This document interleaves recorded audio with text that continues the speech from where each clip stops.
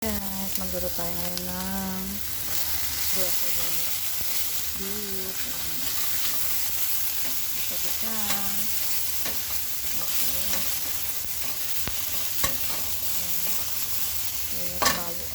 Bawang tsaka sibuyas. And then, lagyan na natin yung beef. Ito kasi beef chunk kaya at na pinakuluan ko siya matagal tapos hanggang ko lumambot. Ayan, yummy.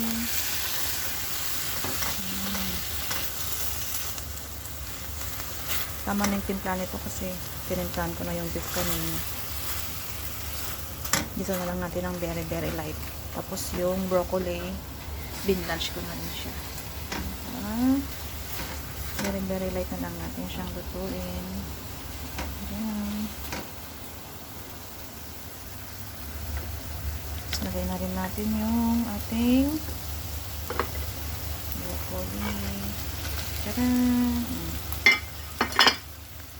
Halo-haloin lang natin. Kasi maaga tayong pupunta sa school ng bata. Ilaga natin. Tadaan!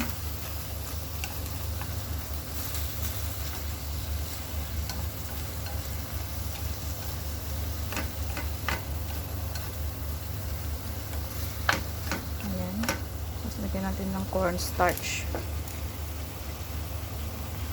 So, ayan, lagyan ko lang siya ng cornstarch na may konting oyster para lumapot konti yung kanyang sabaw.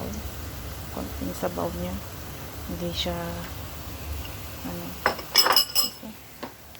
Lumapot. Basta kajay sauce na nabiraw. Yummy. Our dinner for tonight is ready. Okay, mazern. Then, patay di pangikanan. And then, na this one. And then, chicken soup is ready. Also,